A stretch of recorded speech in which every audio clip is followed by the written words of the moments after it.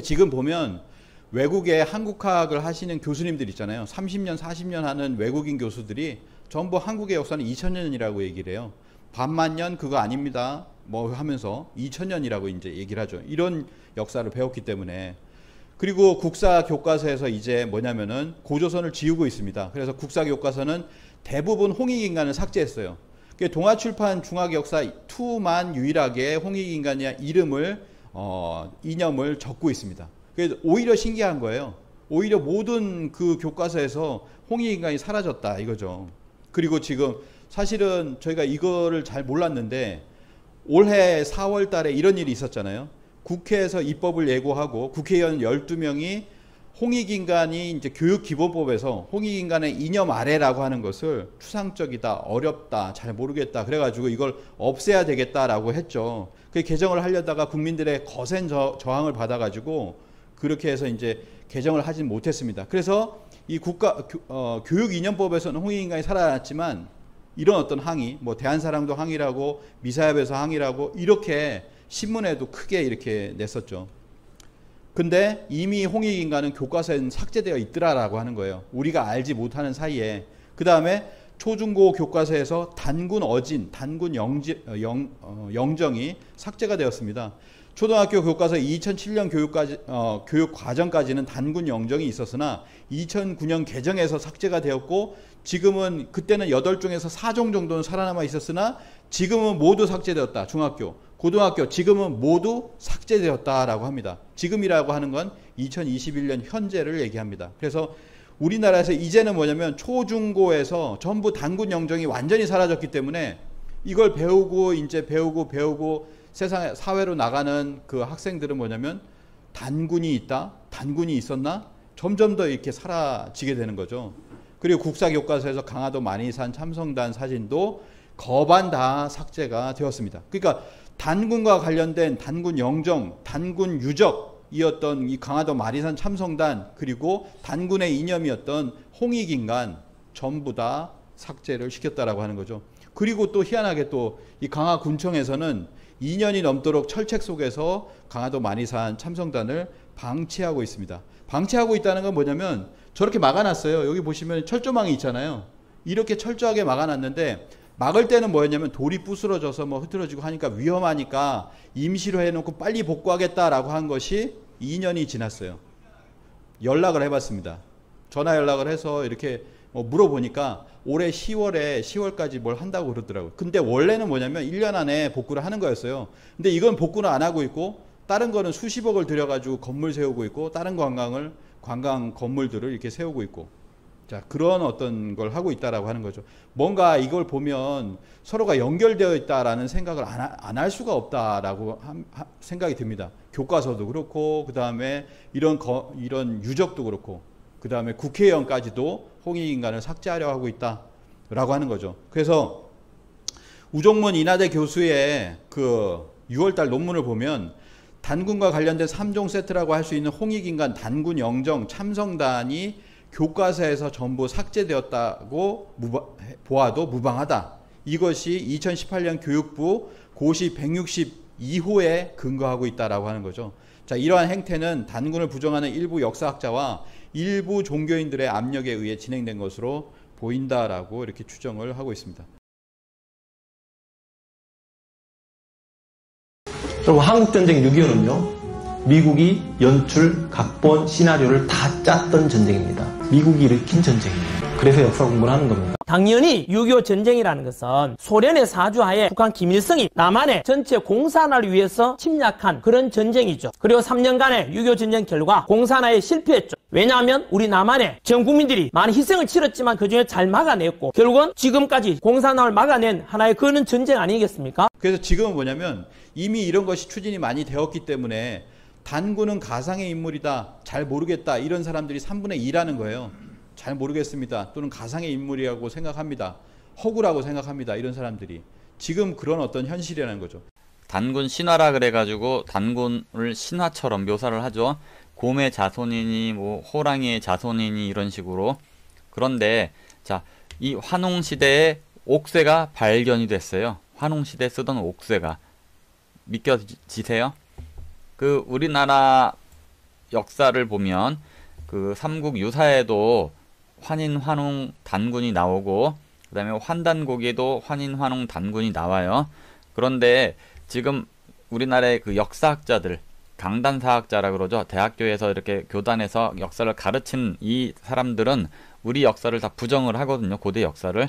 그래서 환인도 신화고 환웅도 신화고 실존하지 않았다. 다 옛날 이야기다라는 식으로 얘기를 해버려요. 그런데 어쩌나 이 환웅시대 옥새까지 나오고 환웅시대 유물들이 막 대량으로 출토가 됐는데 그것이 중국의 지반이라는 곳에서 이제 그걸 홍산 문화라 그래요. 그래서 홍산 지역의 그 산이 빨갛다 그래요. 그 철광석이 많아서 그 지역에 고대 우리 환웅시대 그 성터라든지 집들이 있었나 봐요. 그래서 거기서 대량으로 환웅시대 유물과 유적이 발견이 됐어요. 그런데 중국에서는 이게 중국 땅이거든요, 현재. 이거를 발견을 해놓고 자기네 유물인 줄 알고 이렇게 하다 보니까 이게 자기네들 한족의 유물이 아니거든요. 그래서 그럼 이건 뭐냐? 한족이 아니면 어느 나라냐? 그래서 일부러 그거를 신비의 왕국이라고 명명을 해버렸어요. 그리고 이제 동북공정이라 그래가지고 우리 역사를 중국의 역사라고 다 편입을 시켜버렸거든요.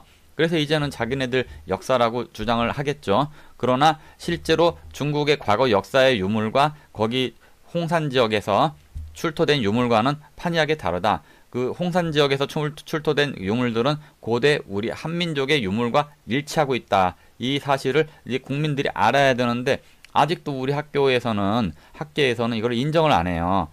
참 희한한 일이죠. 그 왜 그러냐면 일제시대 때 일본인들이 우리 역사를 다 지워버렸거든요. 역사서 20만 권 이상을 다 불태워버리고 그 다음에 학계에 있는 인물들을 일본말을 잘 듣는 식민사학자들로 다 채워버렸는데 그 역사를 배운 식민사학자들이 해방이 되고 나서도 계속 교편을 잡고 있었어요. 물갈이가 안 됐죠. 그래서 지금까지 그 식민사학자의 제자의 제자가 지금도 우리의 역사를 가르치고 있다. 이래서 지금까지 우리 역사가 바로 잡히지 않고 있었는데 이제는 바로 잡혀야 되겠죠. 더 기가 막힌 건 이 일제시대 때 조선사 편수에 우리나라 역사를 왜곡하고 말살하는 데 앞장을 섰던 이 조선사 편수에 앞잡이로 근무를 하셨던 서울대학교 교수 이병도 국사학장이 있어요. 이 이병도 교수가 우리나라의 그 단군 신화를 만들어낸 장본인이거든요. 삼국유사의 일옹일호를 한 마리의 곰과 한 마리의 호랑이라고 번역을 해버려가지고 우리나라 사람들 모두가 단군 신화로 알고 있잖아요. 곰이 마늘과 쑥을 먹고서 사람 됐다고.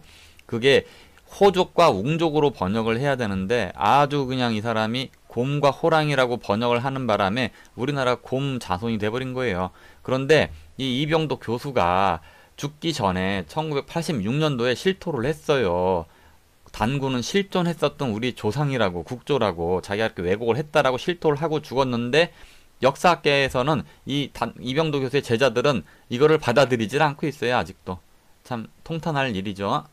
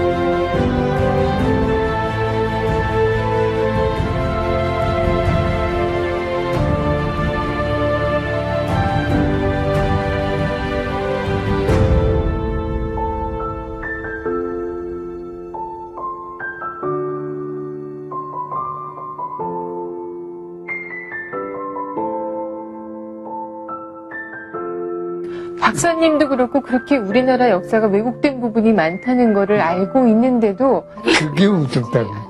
예? 그게 죄는 이병도가 돼야 돼. 이병도는 자기는 얘기하고 죽었어. 예?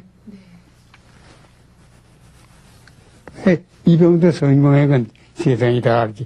나하고 책 공저하고 죽었거든. 1986년 모 일간지에 실린 고 이병도 박사의 글은 학계에 상당한 충격을 주었다. 일제 때 조선사 편수위원으로서 일제의 시각으로 조선사를 집필했던 그가 단군 초선의 역사를 인정했기 때문이었다. 말년에 그는 미국 알래스카 대학 한국학과의 의뢰를 받아 최태영 선생과 함께 영문 한국상고사를 펴내기도 했다. 일제가 조선을 식민지화하기 위해 포섭 대상으로 삼았을 것으로 추정이 되는 인명사전을 MBC가 단독 입수했습니다. 이 사전에는 친일 고관 대작들을 조선의 신사로 기록하고 있었습니다. 최경원 기자가 보도합니다. 1912년에 발간된 조선신사 대동보, 일제 정치 브로커로 알려진 오가키 다케오가 6년간의 작업 끝에 만든 일종의 신상 정보 책자입니다. 여기에 기록된 조선의 멋쟁이 신사는 먼저 일제로부터 자위를 받은 이근택, 박재순 등 을사늑약의 천병을 비롯한 친일 고관 대작 60여 명입니다. 유림과 석학, 심지어 효자, 효부 10여까지 전국에 영향력 있는 인물을 망라해 주소와 나이, 일화 등 자세한 신상 정보를 담고 있습니다. 서민은 지도급 인사를 따라오게 마련이다라는 서문의 한 대목으로 미루어 일본이 영향력 있는 전국의 유지들을 회유하는 방법을 동원해 식민 작업을 진행했음을 알 수 있습니다. 오가키는 일본에서 신문사 사장을 지낸 일본의 전형적인 국수주의자입니다. 이자가 1906년 한국으로 건너왔는데 한국인들의 식민지화 운동에 앞장선 인물입니다. 이 인명사전은 오가키가 6년간에 걸쳐 치밀한 정보 수집 끝에 편찬한 것입니다. 실제 친일운동에 앞장선 인물들의 상당수가 실려있는 이 조선신사 대동보에는 그러나 항일운동에 앞장선 인물들은 전혀 찾아볼 수 없어 친일 진상규명에 중요한 자료가 될 것으로 보입니다. MBC 뉴스 최경원입니다. 한국관광공사의 자회사인 그랜드 코리아 레저가 서울에 안녕하십니까. 미래로 가는 바른역사협의회 상임대표 박병학입니다. 요 앞에 한국학정황연구원에서 식민사학을 비판하는 책들을 발행하지 못하게 한 기자회견을 들었습니다. 그런데 올해 처음으로 새로 나온 우리 국사 교과서들이 바로 이 사람들하고 똑같은 식으로 식민사학을 추정하고 있습니다. 그래서 이런 교과서는 우리 국민들이 거부해야 된다는 생각으로 한 12분 동안 소개를 하도록 하겠습니다. 제목은 국사교과서 거부해야 한다 하는 겁니다. 자, 이 책의 뒷표지에는 이렇게 써놨습니다. 이제는 여러분 났을 때입니다. 자, 우리 교과서는 일제 식민사를 따르고 있습니다. 국민들이 이것은 정부와 학자들이 만들었지만은 그분들만의 책임이 아닙니다. 나라의 주인인 국민들이 자신의 세금으로 이런 외국 행위하는 것을 무기해 왔기 때문입니다. 그래서 국민들이 나서면 반드시 바로잡을 수 있습니다. 저희는 머리 말해서 이런 주장을 해왔습니다. 현재 우리 교과서는 한중 역사 기록과 유물, 유적, 앞선 학자들이 다른 연구를 모두 무시하고 일제가 왜곡 날조한 식민사학 보충 계절을 추정하고 있다 하는 내용입니다. 우리가 분석한 교과서는 여기서 보셨듯이 우리 국사교과서라고 했지만 국사교과서라는 책은 없습니다. 초등학교 사회 5-1, 6-1 지금은 5-2, 6-2로 바뀌어서 1학기 때는 나오지 않았습니다. 그 다음 중학교는 역사 1, 역사 2, 역사 2, 1과 2. 그 다음 고등학교는 한국사. 이것이 바로 작년에 11월 달에 검증 심의를 통보한 국사 교과서들입니다. 그 중에서 이러한 책들 내용과 비교 분석한 일제 역사 교재가 있습니다. 1920년도에 조선 총독부는 1910년 이후 우리 역사를 가르치지 않고 일본사를 국사라고 하여 가르치다가 1919년 항일 만세 투쟁 이후에 소위 문화 통치를 합치고 1920년에 일본사에 대한 보충교재를 만들어 우리 역사를 가르치기 시작했습니다. 그 책이 바로 침상 소학 국사 보충교재 1, 2입니다. 그리고 이것을 가르칠 선생들에 대해서 참고하라고 침상 소학 일본 역사 보충교재 교수 참고서 1, 2를 출판을 했습니다. 그런데 그 내용은 뻔합니다. 일제는 조선인들에서 역사교육을 시키는 지침으로서 먼저 조선인들이 자기 자신의 역사 일전통을 알지 못하게 하라. 그럼으로써 일본 민족은 들이 무능, 무위, 무능, 악행을 들추어내 그것을 과장하여 조선인 후손들에게 가르쳐라. 그러면은 청년들이 반드시 실망과 험감에 빠지게 될 것이다. 그렇게 하는 것이 제국 일본이 조선인을 반일본인으로 만드는 요결이다. 이런 지침에 따라서 만들어진 교재인 것입니다. 대표적 사례를 보겠습니다. 2008년도 교과서까지는 머리 말해서 우리 역사는 우리 민족이 살아온 발자취라고 한 후에 우리 민족의 이름을 배달민족이라고도 불리는 한민족 이러하여 우리 역사의 주체가 한민족이라는 정체성을 분명히 했습니다. 그런데 올해 나온 새 교과서에는 민족이라는 단어가 없고 과거 사람, 이 땅에 살았던 사람 등으로 애매하게 표현하고 있습니다. 그 이유는 아까 기자회견에서 다 들으셨지만은 일제 식민사학을 비판해왔던 바로 민족주의 사학 때문일 수 있습니다. 그런데 아주 재밌는 사실은 일제 역사 교재인, 아까 소개했던 일제 역사 교재에는 한종족, 한족이라고 우리 민족 이름을 명시한 것입니다. 이거하고 비교해 보면은 조선 총독부보다도 더한 민족 말살 행위라고 할 수가 있는 것입니다. 현재 우리나라 교과서로요. 두 번째, 여러분들 모두 단군의 후손이라고 알고 있습니다. 그런데 우리 교과서에는 과거부터 지금까지 똑같습니다만은 남한은 고조선 영토에서 빠져 있습니다. 여러분들이 아시는 윤여행 교수나 김정수 교수는 당연히 남한도 포함된다고 주장을 했습니다.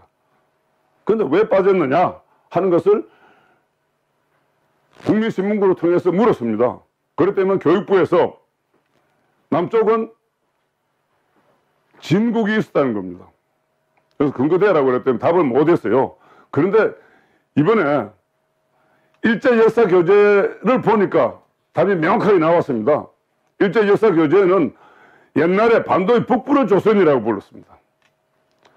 남부에는 조선인의 조상인 한족의 거주지였다고 딱 명확하게 나와 있습니다.